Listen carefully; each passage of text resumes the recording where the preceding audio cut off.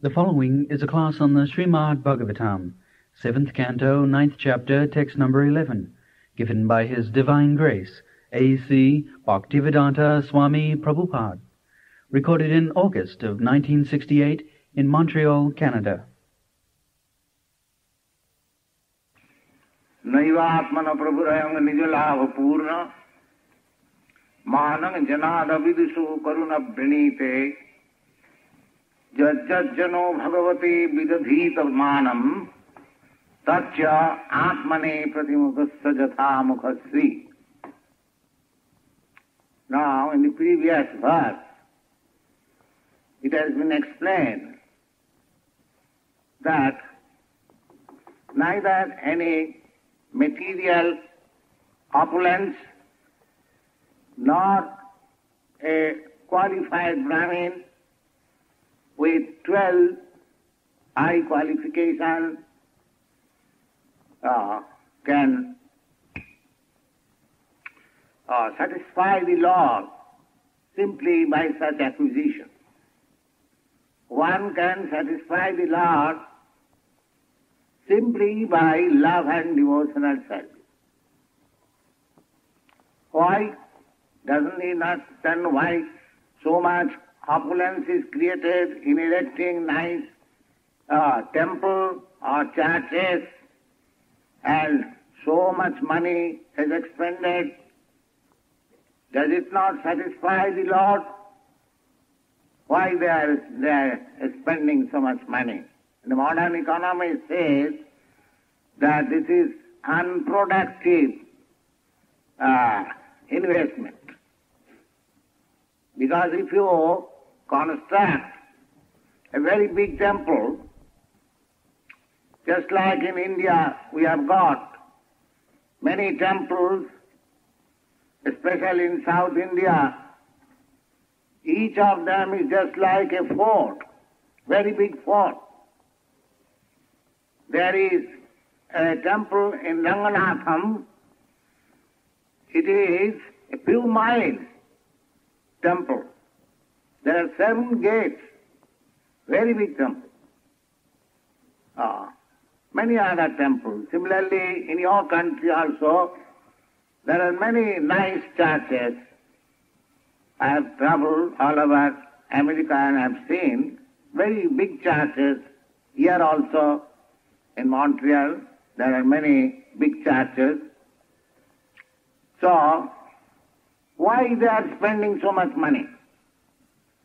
Although in the modern economy still say it is non-productive investment. So, this church building or temple building or mosque building is coming down from time immemorial. People are investing their money, hard-earned money. Why? Uselessly, non-productive? No. They do not know. They do not know how much productive that is. Therefore, in this godless civilization, they have stopped building nice decorated. In Vrindavan, there is a temple of Govindaji that was 7 stories. 4 stories was broken by Aurangzeb on political grounds. Still, 3 stories are still remaining. If somebody goes there, he will see how wonderful workmanship is there in that temple. So, does it mean that those kings or rich men, they were all fools? Simply at the present moment we are very intelligent? No, they are not fools. That is explained in the Prahlad Maharaj's prayers. Naivatmana prabhuraya nijalabha purna. You cannot satisfy the Supreme Lord by constructing a nice temple. But he still is satisfied. Still he is satisfied. He is Nijalabha Purna. He is fully satisfied in himself because he has no want. We are in want. Suppose I am renting one small apartment. If somebody says, Swamiji, come on, I shall construct a very nice palatial temple to come here. Oh, I shall be very much obliged. But does Krishna or God is like that? He can construct so many nice planets, not only one, two, but millions and billions, with so many nice oceans and hills and mountains and forests and full of living entities. And why he is hankering after a temple constructed by me? No, that is not the fact. The fact is that these fools, these rascals, who are thinking that this world is for their enjoyment, this money belongs to him. It is stated here, Avidusha. Avidusha means rascal, without any education. Without any education, they have got all these university degrees, and without education, yes. Why? Because they have no spiritual education. So Avidusha. So, Manang Janad Avidusha Koruna Pranite. When Krishna says or God says that give me this, just like he is begging from Bali Maharaj, Bhavande, my dear king, will you give me a little land? So his spiritual master, he was a demon. He forbade Bali Maharaj not to promise because he is Vishnu. He will take everything from you. That's a nice story. Some of you know how Bali Maharaj became a great devotee of the Lord. Now here it is stated that Manang Janad Avidusha Koruna Pranite. Whatever he wants from any person, provided he is a devotee, the Lord does not accept anything from non-devotee. That is clearly stated in Bhagavad Gita. Patram puspam phalam toyam jomi bhaktya prajachat. Here it is stated, Nijalabha Purna. He is so opulent that he has no hankering. Complete. Saraisajya Purna. He is complete with full six opulences. He is the richest. He is the wisest. He is the most famous. He is the most strong, influential, and renounced order. Everything is complete there. Then why he is asking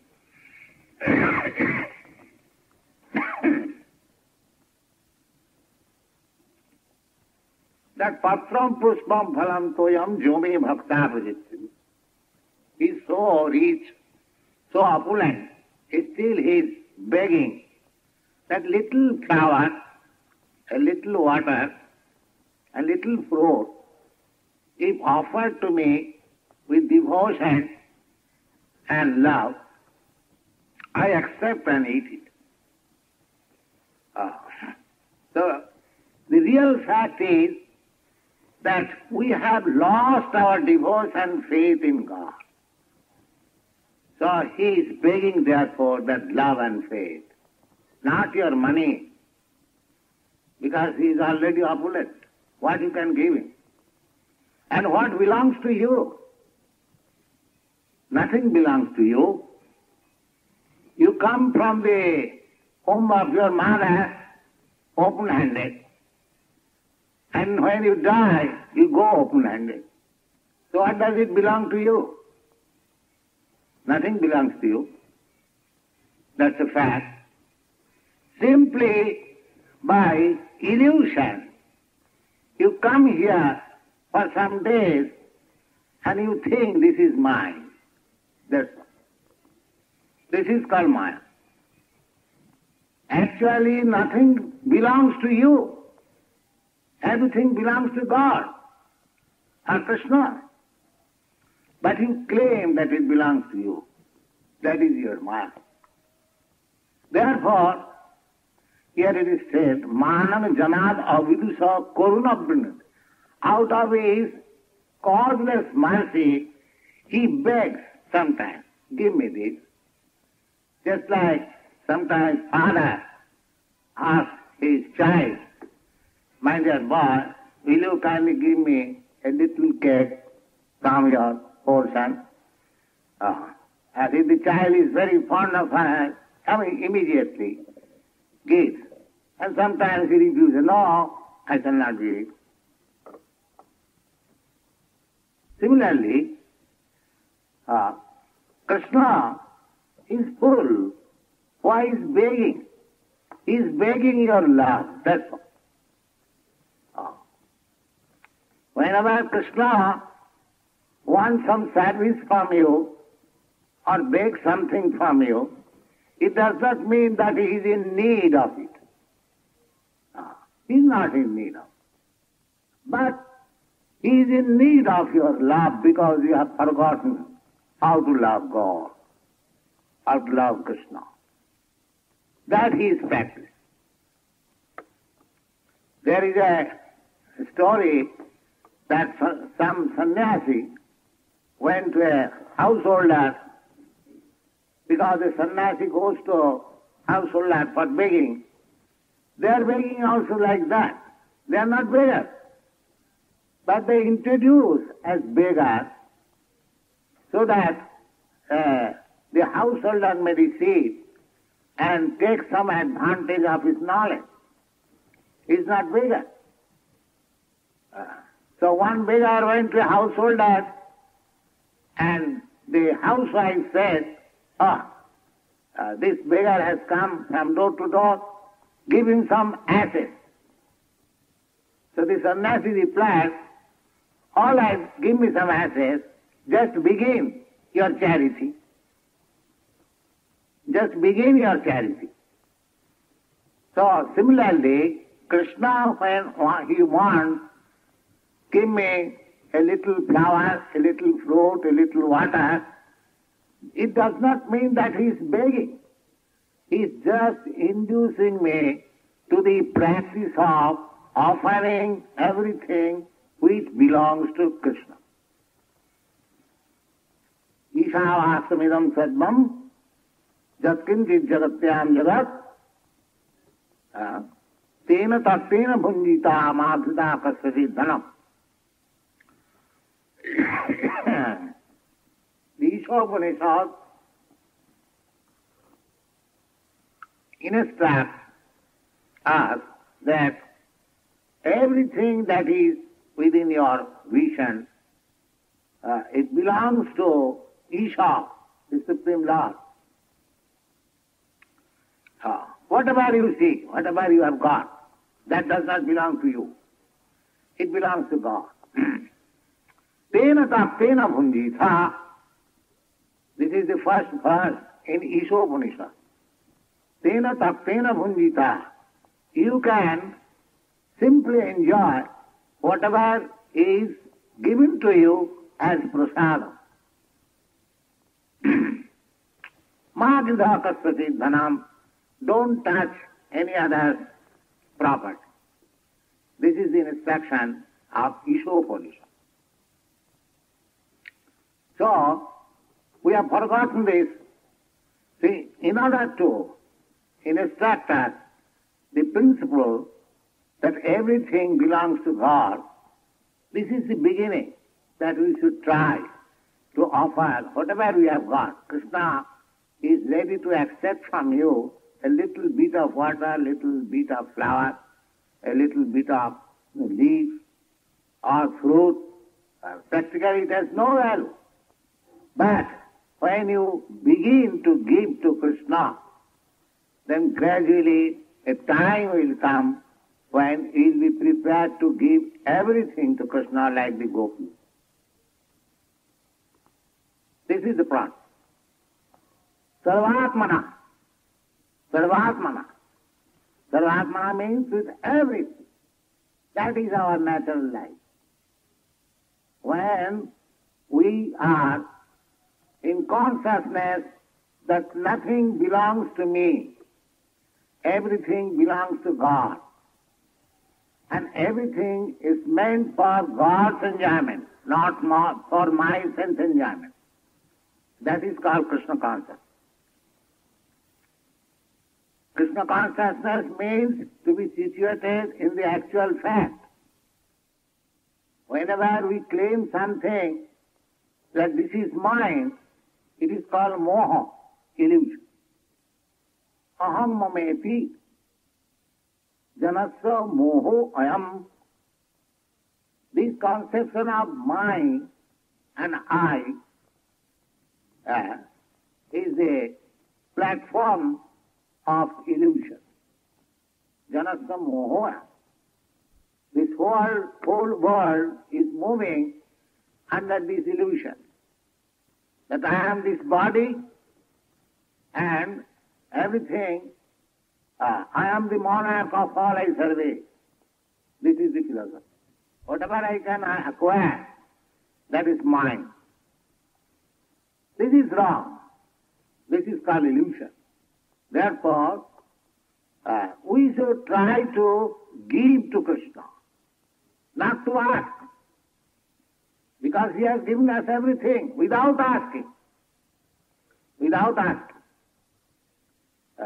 We go to temple or churches to ask for our daily bread. But the birds and beasts, they have no churches, no temples. They do not ask. But how do they get their bread? Therefore, according to Srimad Bhagavatam, there is no actually bread problem. The only problem is that we have forgotten our relationship with God.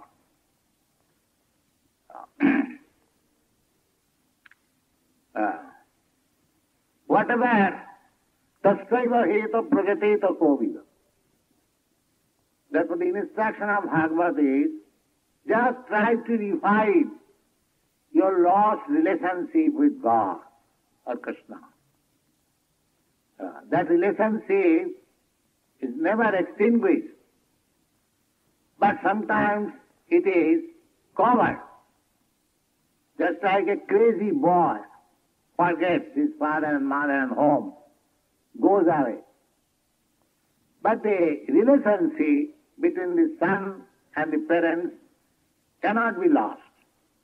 As soon as the son comes back, the parents receive him very nicely. Similarly, we are all sons of the Supreme Lord. We have forgotten our Father, we have forgotten our relationship, and we are loitering in this material world as helpless. And if we revive our consciousness, our Krishna consciousness, that my home is in the spiritual world, I am a foreigner in this material world, just like a foreigner is traveling from one place to another. Similarly, I am also changing my body from one body to another, one planet to another.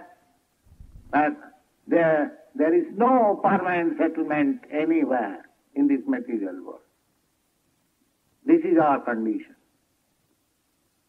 So, Krishna consciousness means to be rightly situated in the original consciousness that we are all sons of God, Krishna, We have got eternal relationship with Him, and He is the richest, the most opulent. As a rich man's son has no scarcity, no want. Everything is supplied amply. Just like the American. They are American or many other Western countries, the young men, they belong to a rich nation, so practically they have no want. But still, why they are becoming hopeless and confused? Because this material want is not all. There is spiritual want. Unless that spiritual want is fulfilled, unless that spiritual relationship is re-established, nobody can be happy. So in order to make us happy, Krishna says that begin with little flower, little water, or little fruit, and try to offer it. Jad manang avidisa karunabnite jajjano bhagavate vidadhita manam tacha atmane pratimukhassa jatha mukhasri. Just like if you decorate your face very nicely, how your face has become beautiful, you cannot see. You cannot see. But as soon as you bring one mirror before your face, you see that in the mirror the reflection of your face is very nicely decorated. The same example is given here. We are reflection. We are reflection of God. Just like in the Bible it is said, man is made after God. God is not made after man. That is a mistake. The modern atheist class of men, they suggest that we manufacture a form of God according to our own form. Just like Krishna and Radha, the picture is there. They allege that we have made a Krishna form, maybe very beautiful, according to my form. But actually it is not. The biblical truth is that man is made after God. Because we are sons of God, therefore God has got two hands, you have got also two hands. Just like your father has got two hands, and you have got two hands. So you are made according to the body of your father. Not that your father's body is made after your body. This is rationality. Similarly, God's body is not made according to your body.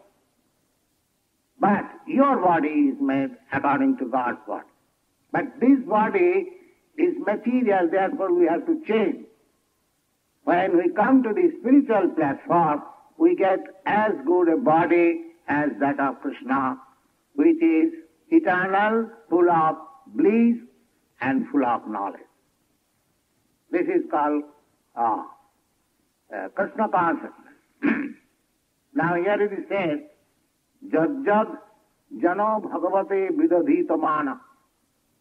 Whatever you are offering to Krishna, practically, we see that we are offering so many nice foodstuffs to Krishna. But Krishna, apparently it appears that Krishna has not eaten. The prasadam is distributed among the devotees. Similarly, whatever is offered to the Supreme Lord, He is not in need of it, but He accepts it. He spiritualizes it, and it is meant for you. You are gainer. Whenever there is some special function to offer some nice foodstuff to the Lord, you can take the prasadam, the actual gainer you are.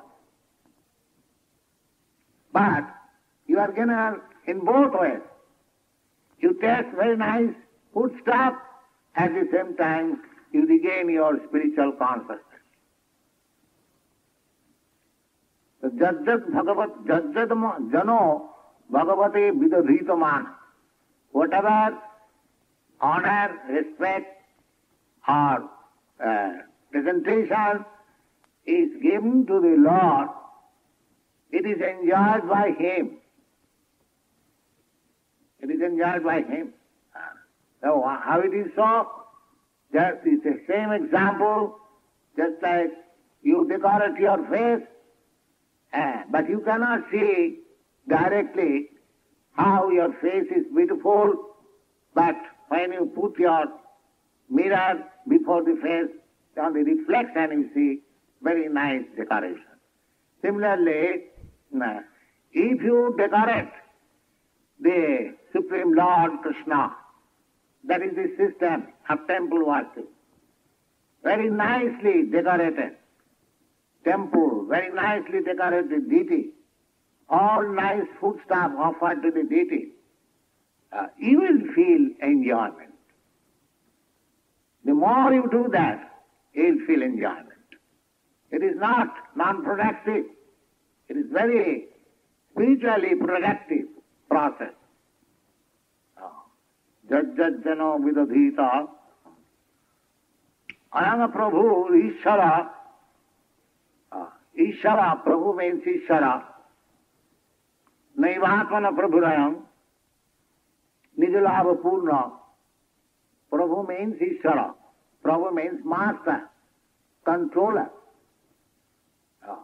If a person is controller, master of a big establishment, so what the laborer can offer him is already the proprietor. So here it says, Ishara avidisa akalpadjanat manang pujang atmana arthe na brinite. So do not foolishly think that the prescription given in the Shastras that whatever you have got offered to Krishna or offered to God, it is not that God is in want, it is your interest. The more you give to God, the more you become benefited. It is your interest. But the foolish person, they do not know it. Therefore, God, like Bali Maharaj, he goes, like Bhavan there, he goes to beg from Bali Maharaj. And his representative, devotees of God, sannyasi, they also go to beg, my dear sir, give us some contribution for our temple. It is not that he is beggar. It is for the person's benefit. He is spoiling his life in sense enjoyment, and this representative goes to him and takes some money from that hell-going activities and offers it to the deity. So he will be saved. Sarvam api yasya dharma satrati mahato bhaya. Willingly or unwillingly, if you offer something to God, that will be a permanent credit. A permanent credit. Salpam api yasya dharma satrati mahato bhaya. Even little done, it can act so nicely that sometimes it can save you from the greatest danger. Just like Ajamil. The story of Ajamil is that he was a son of a Brahmin and he was a very nice boy. He was married and he was acting just like a Brahmin boy. One day he went to collect some flowers and some wood from the forest for his father's worship. His father was worshipping deity and he was helping. On the path, he saw that one Sudra and his wife, without any shame, they were embracing and kissing. This young boy became attracted.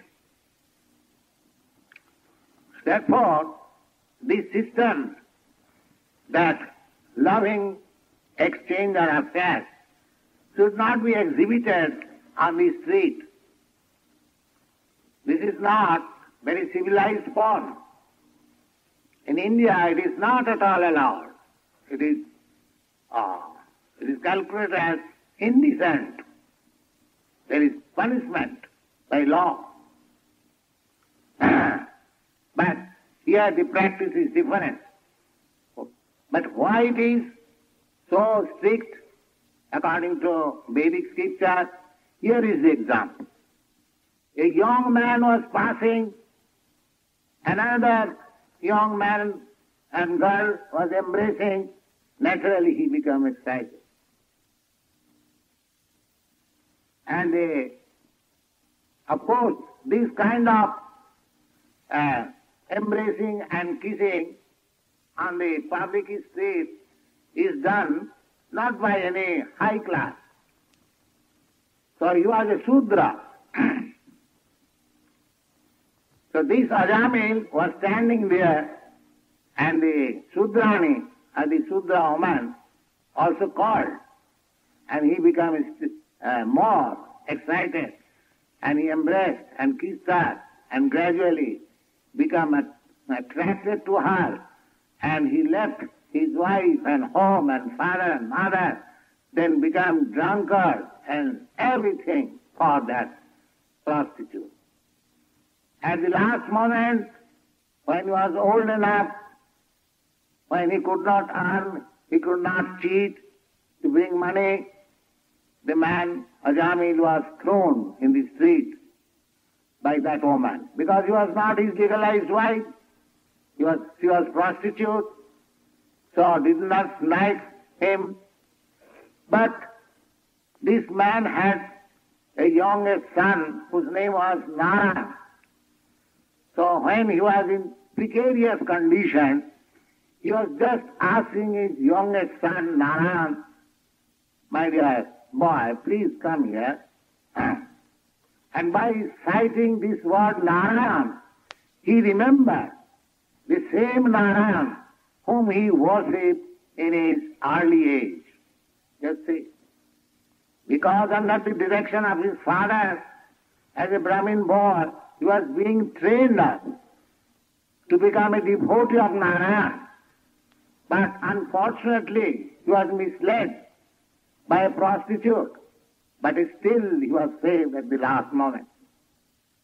And this is confirmed in the Bhagavad Gita, Sarvamapi yasya dharma satrayate mahato bhaya.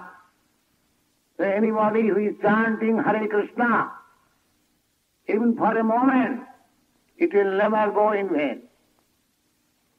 It will act.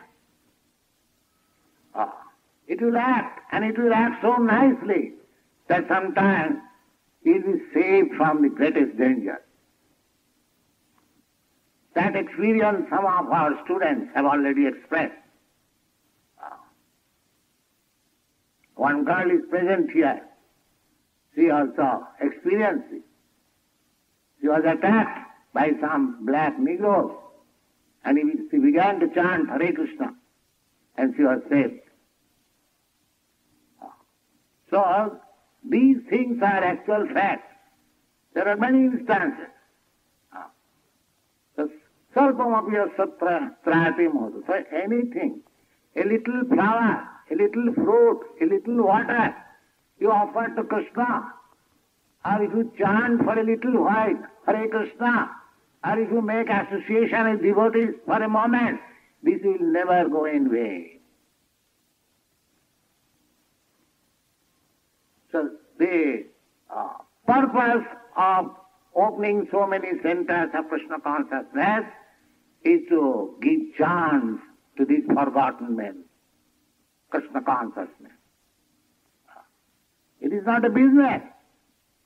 It is a charitable institution, it is hospital to cure the material disease. So unfortunately, people are not taking very much advantage, but those who are fortunate, এই রূপে ব্রহ্মাণ্ড ভূমিতে কোনো ভাগ্যবান জীব, ভাগ্যবান, so only the fortunate one. As it is also expressed in the Bhagavad Gita, Jesamantagatam papam, one who is completely free from all sinful reaction. Such person can take to Krishna consciousness. But the door is open for everyone. Everyone can come here and chant Hare Krishna.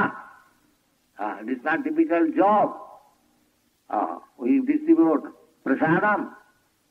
So take advantage and be benefited in Krishna consciousness. Thank you.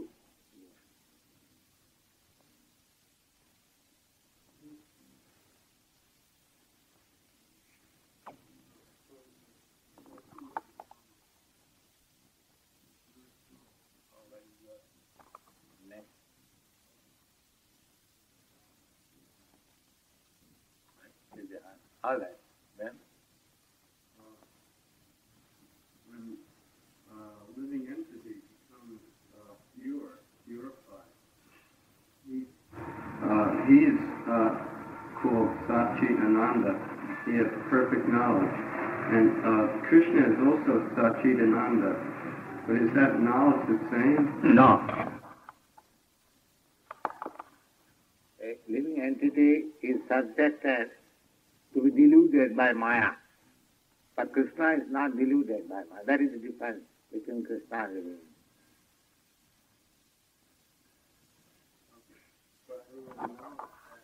A pure devotee has, that's not the same, even though it's perfect knowledge. No, it cannot be as perfect as Krishna. That is not possible, because you are part and parcel of Krishna. Just like a drop of ocean water and the vast mass of water, quantitatively they are different. Qualitatively they are one. Similarly, Krishna has knowledge and you have knowledge. But the quantity of Krishna's knowledge and your knowledge is different. He is full of all knowledge. You are almost full of all knowledge, but not exactly like Krishna. And especially in your conditional life, you are covered. All your knowledge is covered. Even that fragmental knowledge is also covered. Therefore we are in illusion. Because we are fragmental, therefore we are subjected to be covered by the illusory spell. Just like the sky and the sun.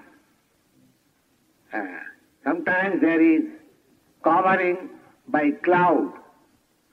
The cloud covers a few miles, or the cloud covers the eyes of living entities like us. But the cloud does not cover the sun or the whole sky. That is not possible. But a fragmental portion of the sky is covered by cloud, and because we are very teeny, if the cloud is spread only for 10 miles, we think now the sun is covered. The sun is never covered.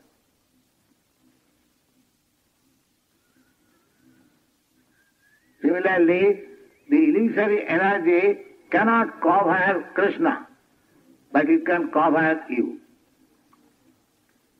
And we are in this covering condition, therefore you have forgotten our relationship with Krishna. Now we have to uncover by Krishna's grace. Or we'll have to go to the sunlight. It is not that the sun is covered by clouds. Where there is no cloud, if you go there, you'll get full advantage of the sunlight. Similarly, you have to search out place where there is no cloudy understanding. There must be clear understanding. Then you will find yourself satisfied in the light.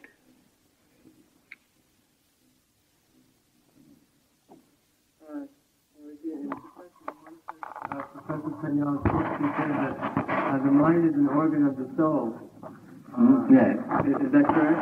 I always thought the mind was part of the material, the subtle body, subtle material body. No, organ of the cell. It is covered by the material energy.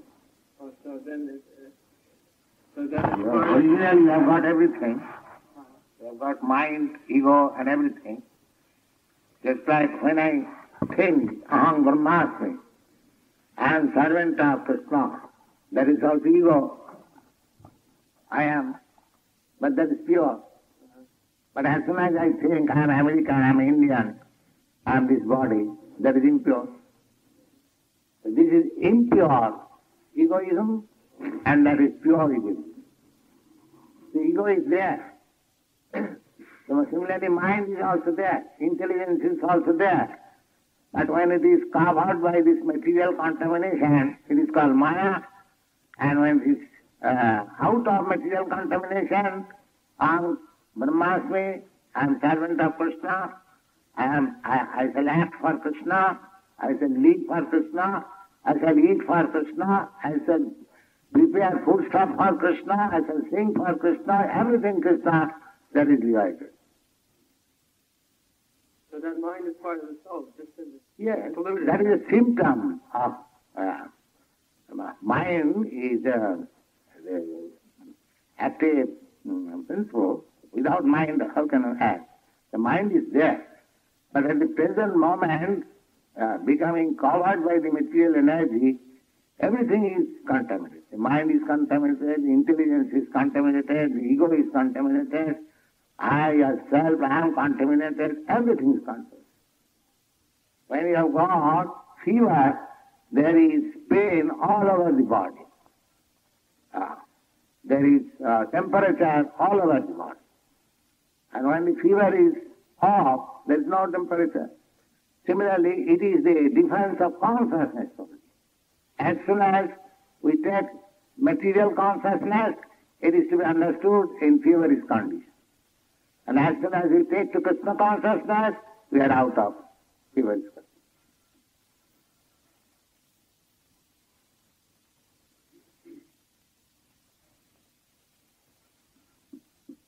You understand? Yes, Kanad?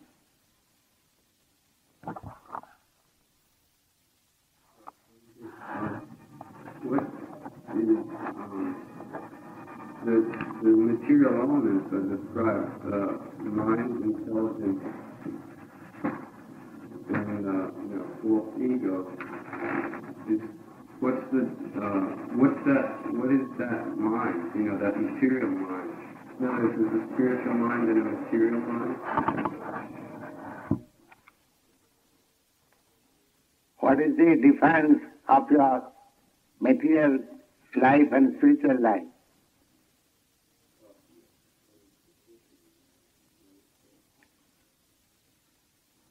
That is the difference between material mind and spiritual mind. Because you are thinking that you are this body, this is material conception.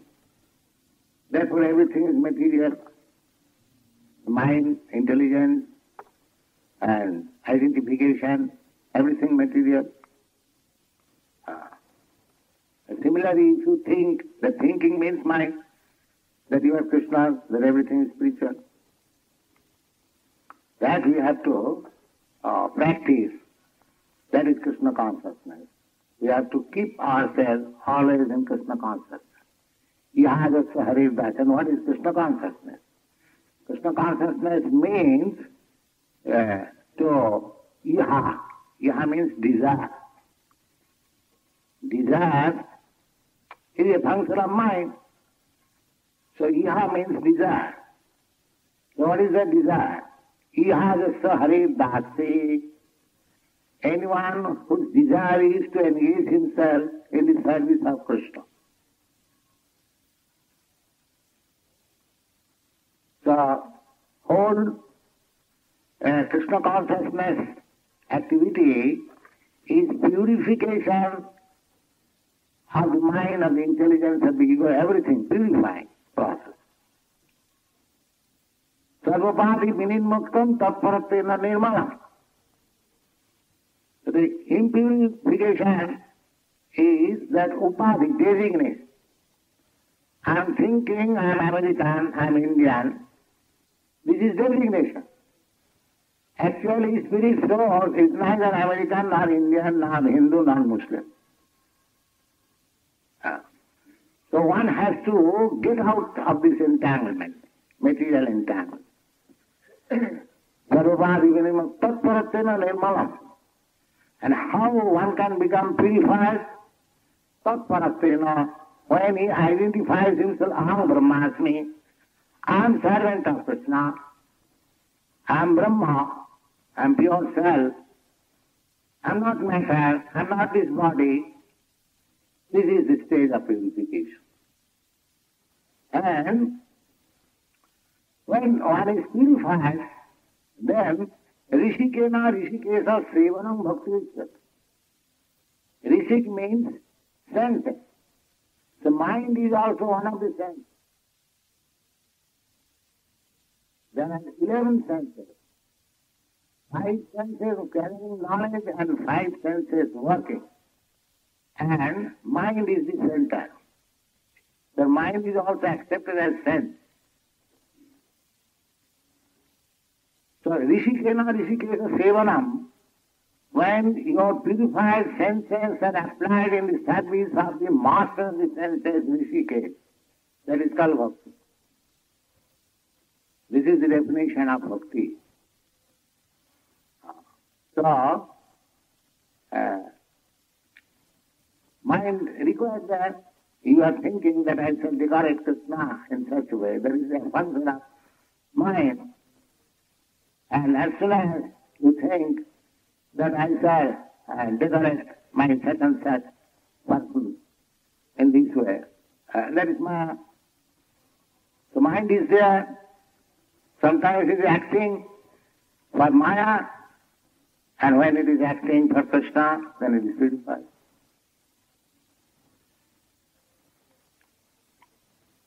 So, in the Krishna consciousness, nothing has to be eradicated. Everything has to be purified. This is Krishna consciousness process. Yes? About the Godhead, some people can remember their past lives. Some people can remember their past lives. Yes. The mind. Yes. I thought the mind was left behind. No. Actually, mind carries you to the next body. The mind goes with you. The material mind, material ego, material intelligence becomes nil when you are completely liberated. But at that time your spiritual mind acts.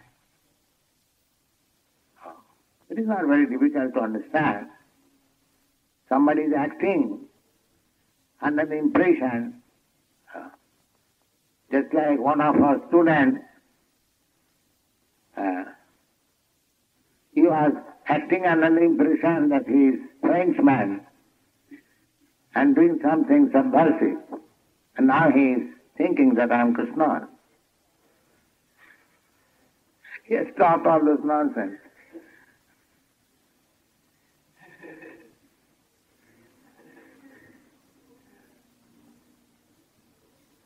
Yeah, when you are thinking that he is a Frenchman, That mind was there, and now he's thinking that I'm Krishna, the mind is there. So where is the chance of losing the mind?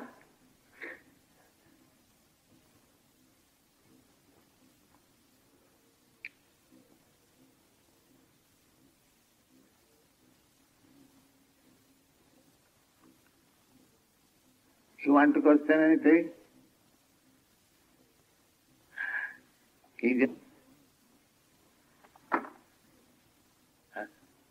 This boy? Huh? Huh? Is it hard? That's all.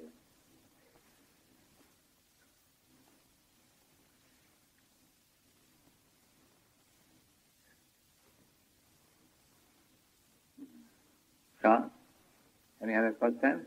Other time questions? Yes? But I understand how materialistic people, if they have material mind, they can remember it's not one. The material mind has to be treated by spiritual medicine. Then the material mind will be spiritual.